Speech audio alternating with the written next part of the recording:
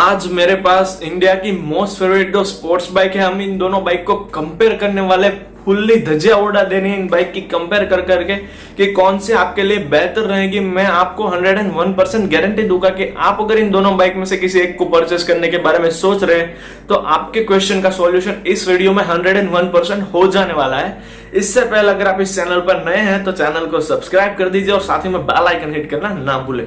सबसे पहले हम बात कर ले, यहाँ पे हमारे पास दो बाइक है, यामाहा की FZ SFI variant base model और साथ ही में हम कंपेयर करने वाले हैं पल्सर NS 160 बेस मॉडल। इन दोनों के मैंने बेस मॉडल इसीलिए लिए क्योंकि एक रिपोर्ट के अनुसार इन दोनों के बेस मॉडल ज्यादा बिकते हैं और लोग इनमें जो कि है जो मॉडिफिकेशन बहुत अच्छा खासा करवा के उसे टॉप मॉडल से भी अच्छा बना देते हैं टॉप मॉडल से कम की प्राइस में। सबसे पहले चले जाते हैं इन दोनों के लुक के बारे में। FZ जो है हाल ही में लॉन्च हुई है, यानी कि अभी अभी का ये लुक है, ज्यादा पुरानी नहीं हुई। इसका लुक बेहद ही अट्रैक्टिव और एग्रेसिव मिलता है आपको। इस बाइक में एरोडायनेमिक्स भी बहुत ही अच्छे बनाए गए हुए जिससे कि आपकी बाइक की स्टेबिलिटी ऑन रोड बहुत ही अच्छी मिलने वाली है। आपको कहीं पे महसूस नहीं होगा कि आपकी बाइक 100 के ऊपर जाने के बाद भी हवा में आ चुके। अब हम बात करें पल्सर एक हमेशा से इंडिया का मोस्ट फेवरेट लुक प्रोवाइड करती रही है क्योंकि वहां पे ज्यादातर लोग बिना देखे पल्सर का लुक ज्यादातर लोगों को पसंद आ जाता है क्योंकि वो बाइक ही कुछ इस तरीके से डिजाइन की है। क्योंकि यंग जनरेशन से लेके ओल्ड जनरेशन, हर जनरेशन के लोग पल्सर चला सकते हैं, उसको इस तरह से डिजाइन किया गया है। जबकि जो यामाहा FZ है वो स्पेशली यंग जनरेशन को स्पॉटेड करके ही डिजाइन कर दी गई है। सबसे पहले हम बात कर ले इनकी हेडलैम्प और जो साइड लाइट्स है उनके सेटअप के बारे में।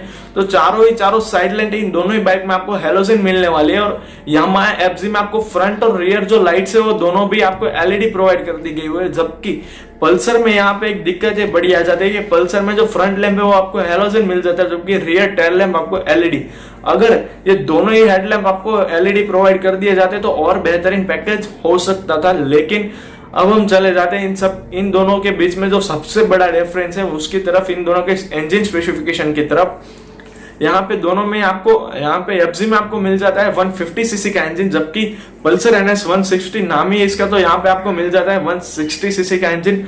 दोनों में आपको 5 स्पीड गियर बॉक्स दे दिया गया हुआ है। लेकिन इन दोनों के पावर फिगर में जो पल्सर है वो 10cc प्लस होने के बावजूद भी बहुत ही ज्यादा पावर आपको प्रोवाइड करती है। इन कंपेयर तो ये 10cc जो छोटा है इंजन वो ज्यादा फर्क नहीं करता, 150 और 1cc में ज्यादा चेंज नहीं आता। लेकिन पल्सर का इंजन कुछ इस तरह से डिजाइन कर दिया गया है कि वो अब आपको FZ 150 के मुकाबले बहुत ही ज्यादा पावर प्रोवाइड करता है। अगर हम बात कर ले FZ आपको कितना पावर प्रोवाइड करती है तो वहां पे आपको 13.2 PS की पावर और 12.8 न्यूटन मीटर का टॉर्क मिल जाता है, यानी कि 13.2 PS की पावर और 12.8 न्यूटन मीटर टॉर्क आपको वहां पे प्रोवाइड कर दिया गया हुआ।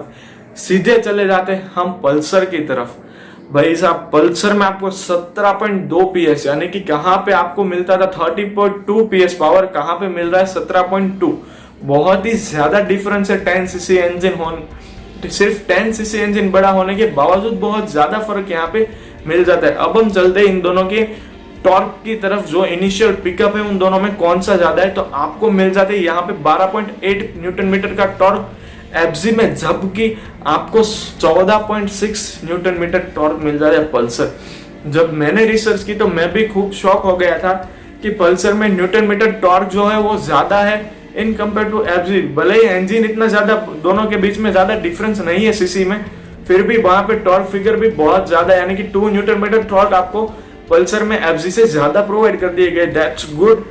जबकि पल्सर हमेशा से सभी को पता है एक बहुत ही अच्छी खासी बाइक आपको प्रोवाइड कर दी जाती है।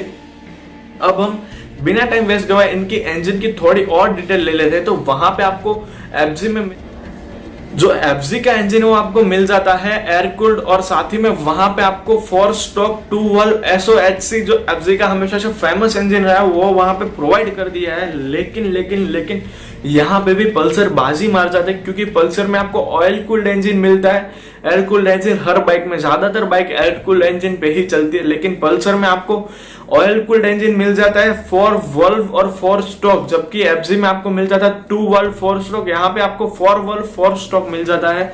और DTS इंजन जो कि FZ का हमेशा से फेवरेट, यानी कि सॉरी फ्रेंड्स, जो पल्सर का हमेशा से फेवरेट और एक दमदार इंजन रहा है वो यहाँ पे आपको प्रोवाइड कर दिया गया हुआ है। अब हम बात कर ले दोनों की ब्रेकिंग पावर के बारे में। तो दोनों में ही आपको single channel ABS front ABS single channel, यानी कि दोनों में से एक ही व्हील में आपको एबीएस प्रोवाइड करवाया जाता है।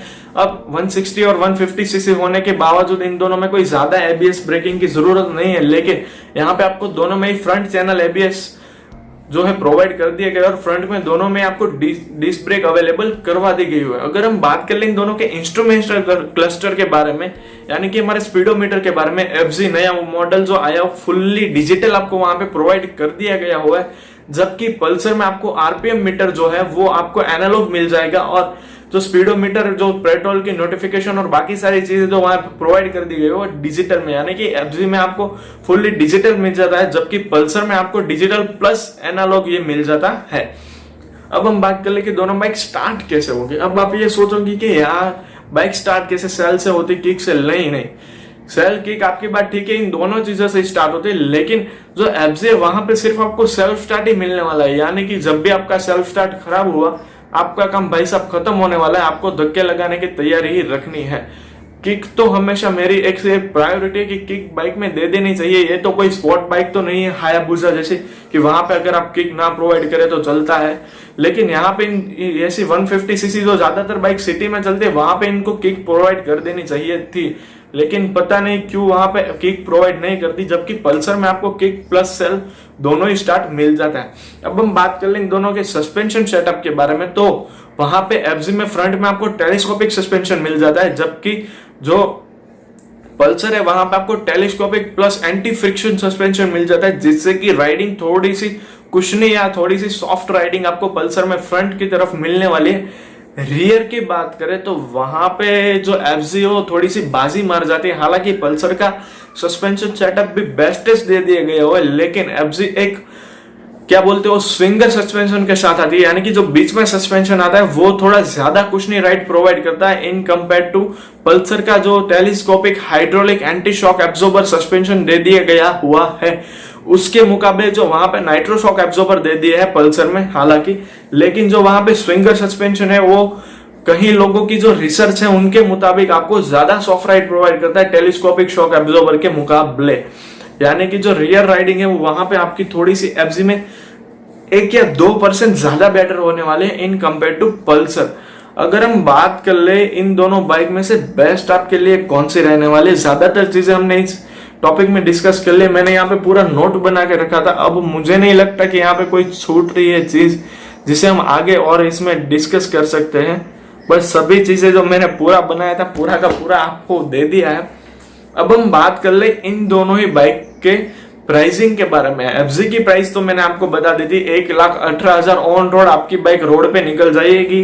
ये एक शोरूम दिल्ली की प्राइस है, आप अपने नजदीकी शोरूम में जाके प्राइस कंपेयर कर सकते हैं। और साथ ही में हम बात करें पल्सर के बारे में, आपको एफजी से ज्यादा टॉर्क और पावर प्रोवाइड कर दी जाती है सभी चीजों में, हालांकि सेम ही दोनों में मिल जाती है, कोई ज्यादा फर्क ही नहीं है इन दोनों बाइक में, कांटे की टक्कर है। लेकिन वहां पे पल्सर का जो इंजन है वो आपको ज्यादा पावर प्रोवाइड कर देता है, फिर भी वहां पे आपको प्राइसिंग में ज्यादा डिफरेंस नहीं, जबकि एफजी की प्राइस मैंने बताई थी वैसे 1,18,000 है, जबकि पल्सर की प्राइस आपको मिल जाने वाली है 1,20,000। सिर्फ 2,000 रुपए तक का डिफरेंस है, ये तो आप डिस्काउंट में कवर कर ही लोगे उतना मुझे पता है।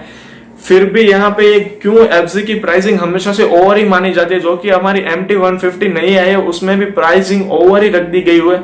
150 सीसी सेगमेंट होने के बावजूद इतनी ज्यादा प्राइसिंग कोई अफोर्ड ही नहीं कर सकता, इतनी ज्यादा प्राइसिंग कोई देगा ही नहीं। फिर भी एफजी हमेशा से इंडिया की मोस्ट फेवरेट बाइक रही है, इसीलिए और अच्छी भी आती है, बाइक में कोई खराबी नहीं है वैसे, फिर भी एक प्राइसिंग उसका जो प्लस पॉइंट है ना उसे वो कम कर देना चाहिए, क्योंकि प्राइसिंग वहां पे पल्सर आपको इस 1,20,000 के पैकेज के मुताबिक पल्सर आपको बेहद ही बेहतरीन पैकेज बजाज आपको प्रोवाइड कर देता है, तो फिर क्यों आप एफजी की तरफ जाएंगे, वो आपकी पर्सनल चॉइस है कि आपको कौन सी ज्यादा पसंद आती है। मैं तो बोलता हूं अगर आपको एफजी पसंद आती है तो ज्यादा सोचने की जरूरत नहीं, एफजी की तरफ चले जाए। पल्सर पसंद आई है, एक नजर में क्लिक हो चुके हैं, ज्यादा मत सोचिए, ले लीजिए। आप जितना ज्यादा सोचोगे उतना ज्यादा कंफ्यूज हो गए, इसलिए ज्यादा सोचने की जरूरत नहीं है।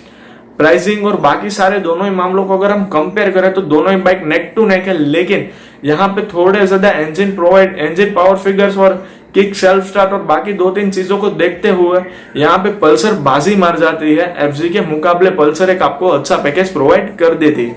बस दोस्तों यही थी हमारे आज की वीडियो। आज होप कि आपको ये वीडियो पसंद आई हो, और अगर पसंद आई हो तो चैनल पे वीडियो जो है उसे लाइक करके जाइए और साथ ही में सब्सक्राइब करना ना भूलें। Thank you for watching our video.